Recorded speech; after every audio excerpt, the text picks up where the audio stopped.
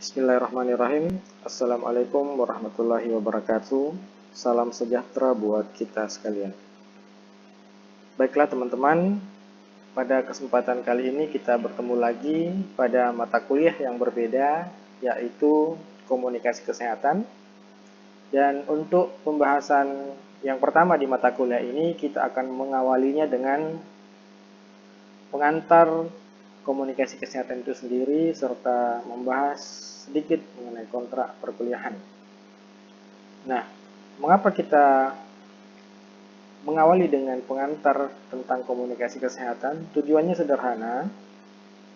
Yang pertama adalah minimal teman-teman mempunyai deskripsi, mempunyai gambaran tentang apa sih relevansi mata kuliah komunikasi kesehatan ini dengan disiplin keilmuan kita di kesehatan masyarakat. Atau setidaknya teman-teman punya gambaran mengenai output, manfaat mempelajari ilmu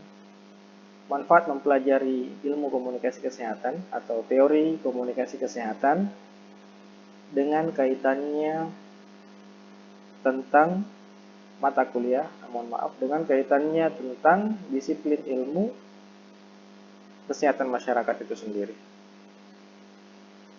Baiklah, untuk mempersingkat waktu, kita akan membahas pada slide yang pertama, yakni kesehatan masyarakat sebagai multidisiplin ilmu. Nah, di mata kuliah sebelumnya tentang sejarah kesehatan masyarakat, ya teman-teman mungkin sudah pernah mendengarkan pembahasan bahwa dalam sudut pandang kita sebagai seorang tenaga kesehatan masyarakat, sebagai seorang sarjana kesehatan masyarakat, selalu mendefinisikan bahwa masalah kesehatan masyarakat itu sifatnya multikausal. Multikausal itu artinya disebabkan oleh banyak faktor. Bukan cuma satu faktor, tetapi disebabkan oleh banyak faktor. Ya. Maka karena kita mendefinisikan masalah kesehatan itu adalah masalah yang disebabkan karena banyak faktor, maka tentunya pemecahan masalah kesehatan itu harus dari sudut pandang berbagai multidisiplin ilmu. Ya.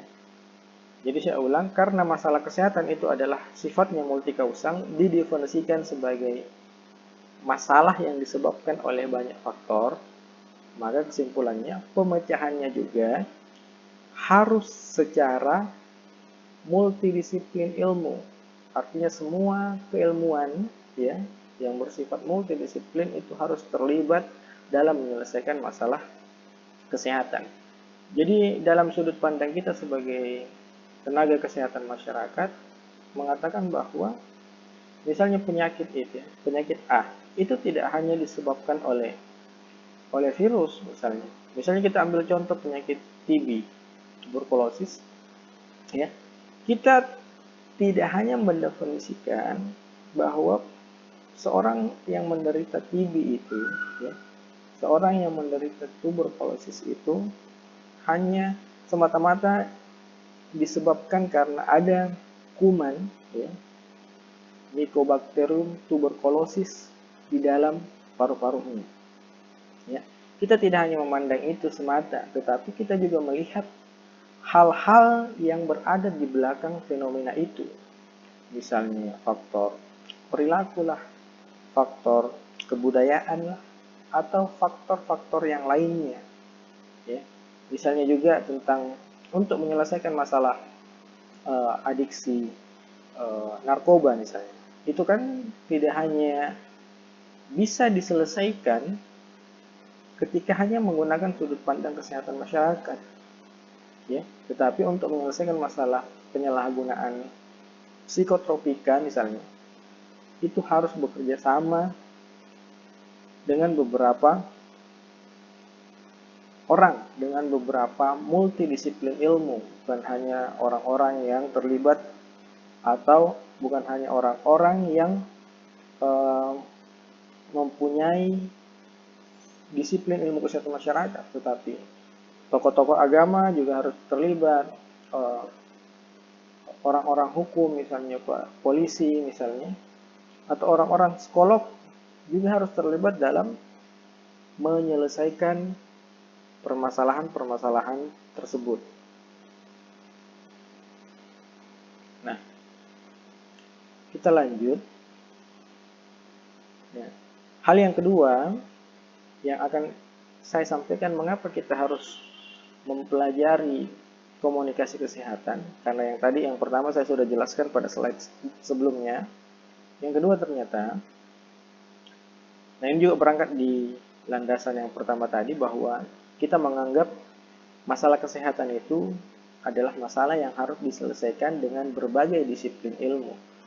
Makanya dalam standar kurikulum nasional, ya, kita sebagai calon sarjana kesehatan, ya, teman-teman sebagai calon sarjana kesehatan masyarakat dituntut memiliki 8 standar kompetensi, 8 standar skill, 8 standar kemampuan yang harus teman-teman miliki ketika ingin menjadi sarjana kesehatan masyarakat.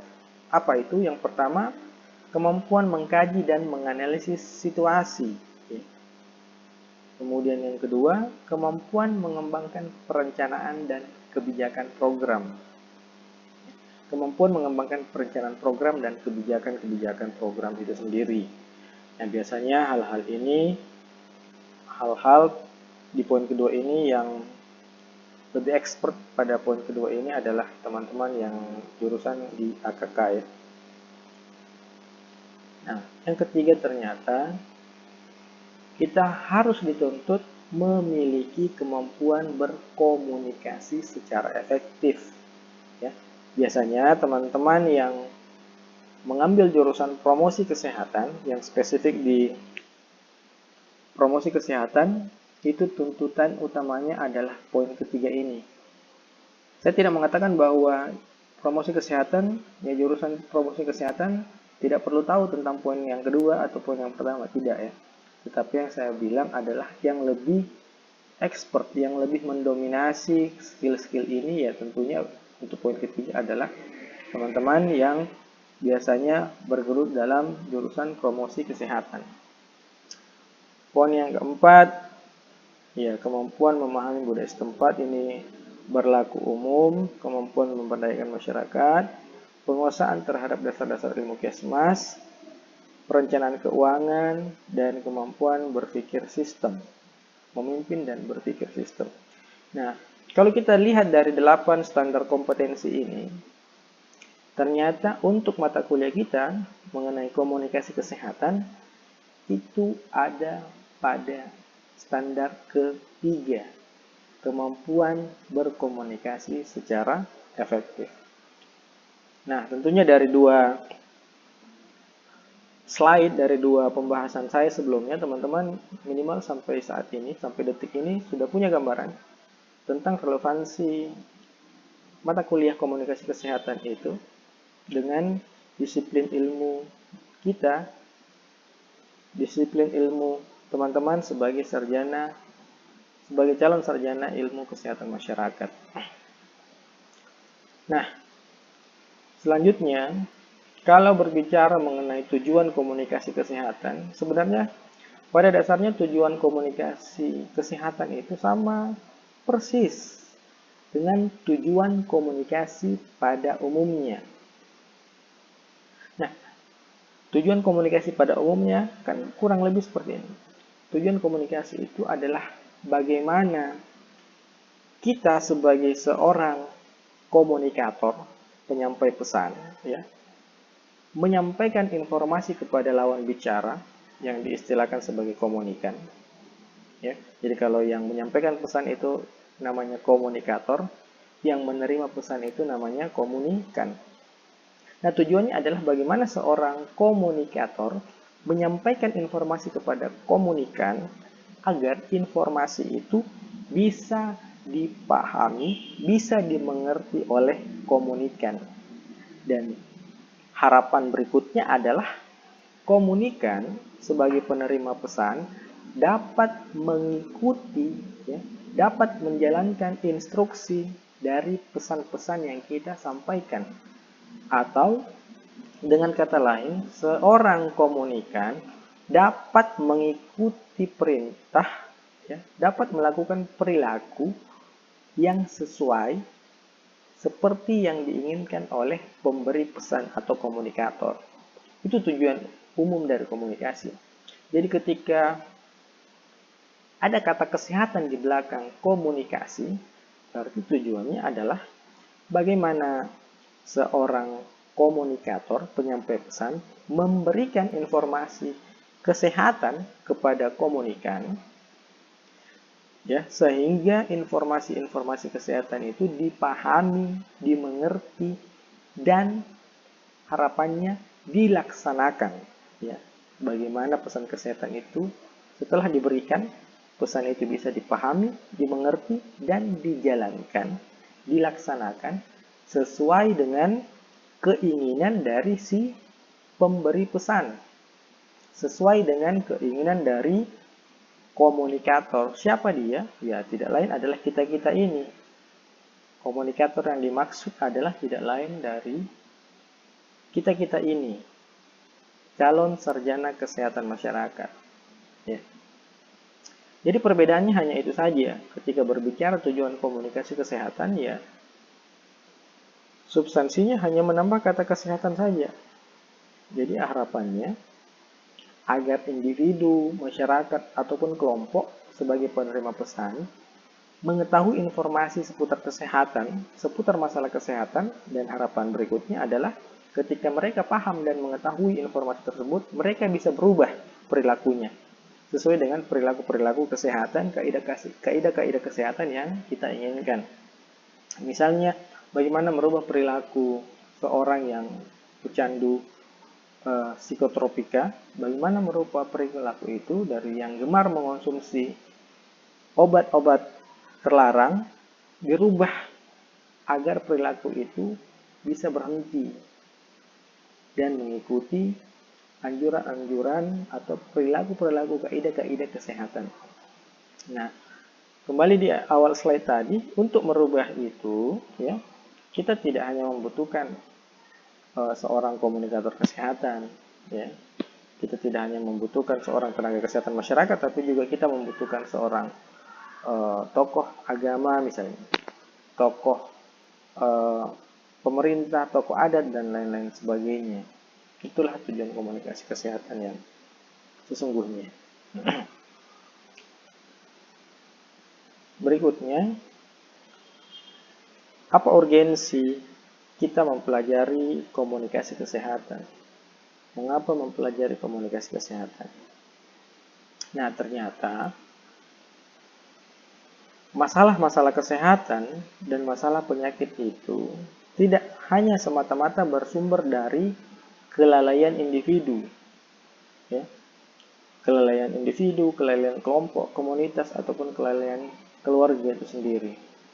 Ternyata faktanya adalah banyak penyakit atau banyak masalah kesehatan yang masih dialami, yang masih diderita oleh individu, masyarakat, atau kelompok, ya, yang sumbernya itu berasal dari ketidaktahuan atau malah kesalahpahaman atas informasi kesehatan yang diterima oleh masyarakat, ya. Jadi saya ulang bahwa ternyata faktanya bahwa masalah kesehatan atau masalah penyakit yang sampai hari ini masih dialami oleh masyarakat, individu, ataupun kelompok keluarga misalnya, tidak hanya disebabkan karena kelalaian individu itu sendiri, ya, tetapi sebagian besar masalah penyakit, masalah kesehatan yang diderita oleh individu ataupun kelompok itu pada dasarnya juga disebabkan karena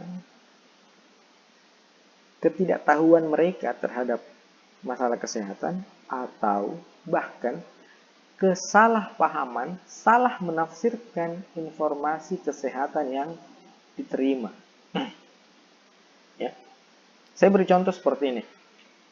Dulu di awal-awal pandemi COVID-19 itu, ya, sebelum banyaknya penelitian-penelitian yang dilakukan oleh para ahli mengenai virus COVID, ya, banyak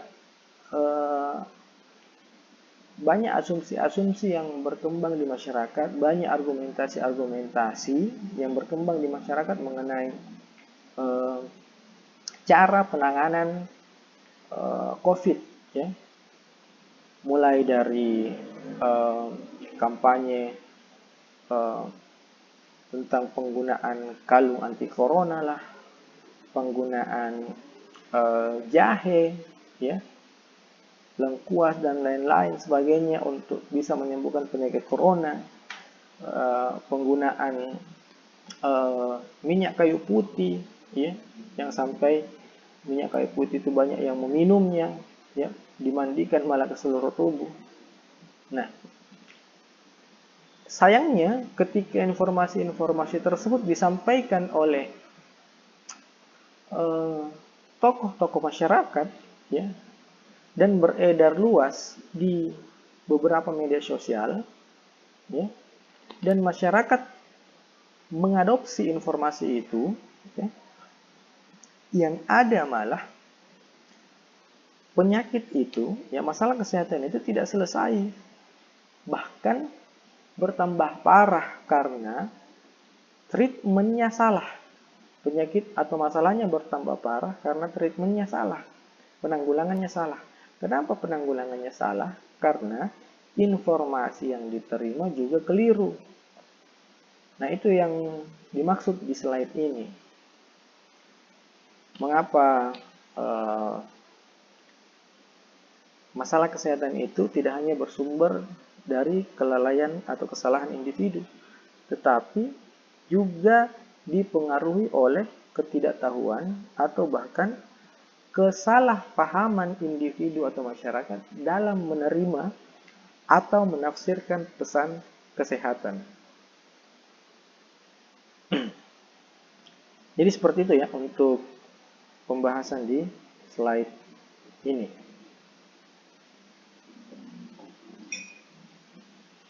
Kita lanjut mengenai faktor yang berpengaruh terhadap kepatuhan pasien. Jadi ada dua hal yang mempengaruhi kepatuhan pasien dalam hal ini ketika kita berbicara mengenai pengendalian penyakit atau pengobatan kepada si pasien yang menderita sakit. Yang pertama, understanding, ya, atau mengerti. Jadi pasien atau individu itu tentunya harus terlebih dahulu mengerti tentang isu-isu kesehatan atau masalah-masalah kesehatan yang dihadapi. Ya. Untuk itu, seorang pasien atau seorang individu harus mampu menafsirkan dan memahami semua informasi kesehatan yang dikomunikasikan oleh tenaga medis kepada dirinya. Jadi ketika individu atau si pasien tidak mampu mengerti, ya, terhadap penjelasan dari seorang petugas kesehatan, maka pasien terkadang lalai dalam penanggulangan penyakitnya. Terkadang pasien lalai biasanya dalam penggunaan obat misalnya. Ya, jadi karena dia tidak mengerti, ya, yang mana yang dimaksud 2x1, yang mana yang dimaksud 1x2, ya, dalam mengonsumsi obat, ya, maka masalah penyakit itu kadang malah menjadi semakin ribet, ya. Atau pasien tidak mengerti tentang bagaimana aturan penggunaan obat-obat antibiotik, ya. Ketika ini tidak mampu dipahamkan kepada pasien, yang terjadi kadang si pasien biasanya begini, diberikan obat antibiotik misalnya selama 3 hari, ya,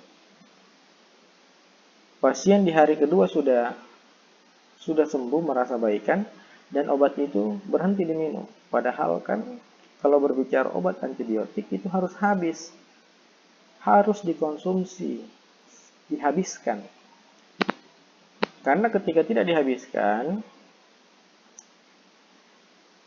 kuman-kuman, bakteri, virus, dan lain-lain yang ada di tubuh manusia itu tidak akan mati. Jadi dosis itu, obat itu ketika berbicara antibiotik, obatnya sudah ditakar, didosiskan, sudah diukur bahwa si virus ini, si bakteri ini akan mati ketika dia mengonsumsi dosis seperti ini. Jadi ketika obatnya tidak habis, dosisnya tidak nyampai, virusnya, bakterinya, kumannya malah tidak mati. Ketika virus dan kumannya tidak mati, dia akan membentuk sistem kekebalan yang baru.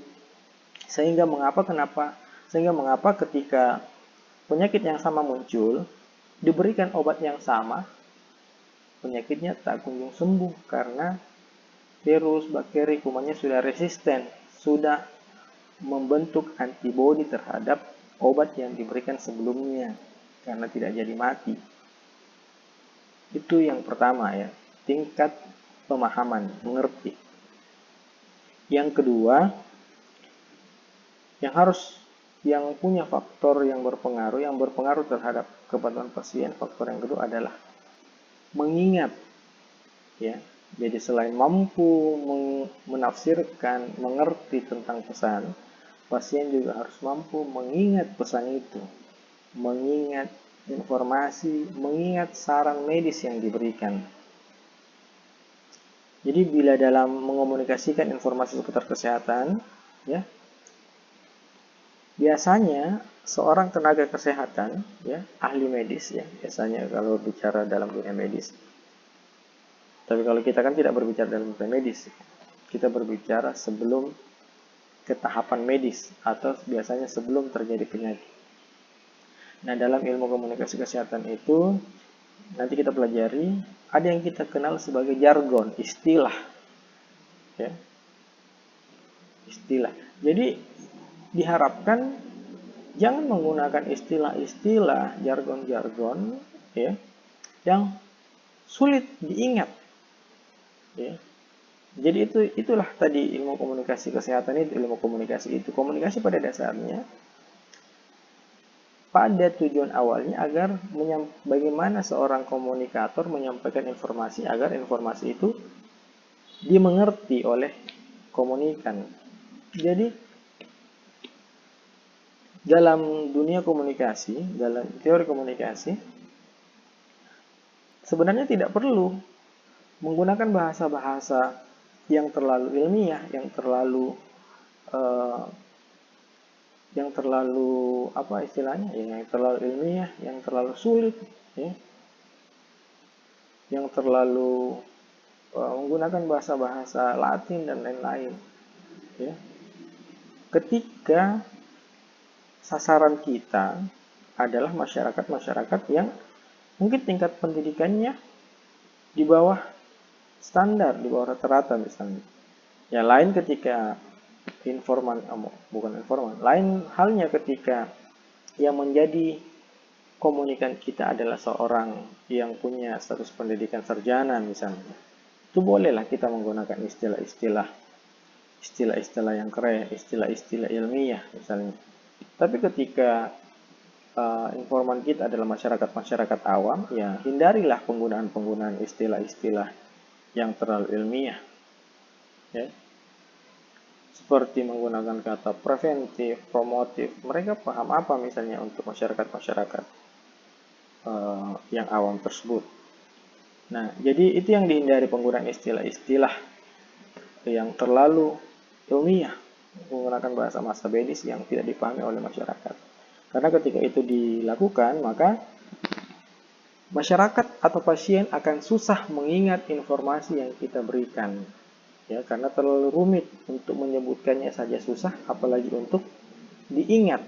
Ya, jadi carilah penggunaan istilah yang seyogyanya bisa mudah untuk diingat oleh masyarakat atau oleh individu. Nah, kira-kira gambaran grafiknya, tabelnya berbicara kepatuhan pasien itu seperti ini. Oke. Yang di tahap pertama ada yang understand, ya, mengerti, dan ada yang mengingat. Ya, kalau berbicara mengingat, yang berbicara tentang memori. Kenapa kita sebut memori? Karena memori ini adalah, ya kalau berbicara misalnya handphone, memori ini adalah tempat menyimpan data.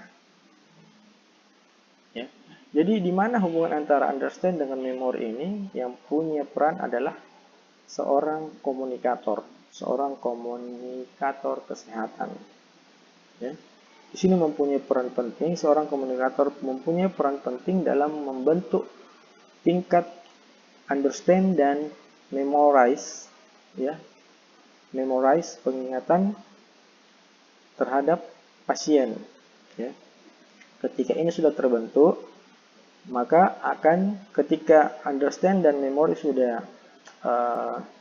terbangun, maka yang muncul kemudian adalah satisfaction atau tingkat kepuasan. Jadi kalau pasien sudah merasa puas dengan informasi yang disampaikan oleh komunikator, maka yang diharapkan berikutnya adalah tingkat kepatuhan. Nah, ini bisa dibaca penjelasannya di bawah bahwa bila individu atau pasien merasa puas dengan kedua hal tersebut di atas, yakni understand dan memorize, maka akan muncul kepatuhan pasien pada saran medis. Itu menurut Taylor 2006. Nah, jadi kesimpulan dari pembahasan kita adalah untuk meningkatkan kualitas hidup manusia, utamanya berbicara dengan peningkatan derajat kesehatan masyarakat, ya, tentunya harus mengikut sertakan peranan seorang komunikator. Tentunya harus belajar tentang ilmu komunikasi. Yang dipelajari nantinya tentang strategi komunikasi. Seperti yang dijelaskan di slide sebelumnya, penggunaan jargon atau istilah itu adalah salah satu bentuk strateginya. Dan strategi yang lain kita akan pelajari di pembahasan-pembahasan berikutnya. Jadi untuk menyebarluaskan informasi, untuk mendistribusikan informasi-informasi yang terkait dengan kesehatan, yang tujuannya untuk mempengaruhi individu agar individu itu atau kelompok itu berperilaku sesuai dengan kaidah-kaidah kesehatan yang kita inginkan, ya, maka yang perlu dipelajari adalah strategi komunikasi. Di mana dipelajari strategi komunikasi itu tidak lain pada ilmu komunikasi, teori ilmu komunikasi, ya. Jadi sebenarnya kalau berbicara ilmu komunikasi ini punya jurusan tersendiri juga, yaitu prodi komunikasi, ya. Prodi komunikasi. Tapi lagi-lagi karena tuntutan kita adalah sebagai seorang tenaga kesehatan masyarakat harus menyelesaikan masalah kesehatan masyarakat itu dengan berbagai pendekatan. Nah, salah satu pendekatan itu adalah pendekatan komunikasi. Maka mau tidak mau, suka tidak suka, kita juga harus mempelajari ilmu komunikasi, minimal dasar-dasar komunikasi. Ya, minimal dasar-dasar komunikasi sama tentang filsafat, sosial budaya kesehatan, ya. Kalau berbicara prodinya, ya dia juga punya sosiologi antropologi kesehatan, ya. Berbicara sosiologi antropologi, dia juga punya prodi tersendiri, prodi sosiologi, prodi antropologi, ya, punya prodi tersendiri. Tapi kenapa di Kesmas juga mempelajari itu? Karena kembali pada prinsip di slide pertama, kita selalu memandang bahwa masalah kesehatan itu disebabkan karena banyak faktor, sehingga pendekatan dalam menyelesaikan permasalahan itu harus menggunakan berbagai pendekatan disiplin ilmu, berbagai pendekatan disiplin keilmuan atau multidisiplin ilmu. Nah, di sini dalam buku The Healthy People 2010 Information, menyimpulkan bahwa tidak ada jalan lain mensukseskan kesehatan individu ataupun masyarakat kecuali dengan memanfaatkan jasa komunikasi. Ini adalah doktrin-doktrin dari mereka-mereka yang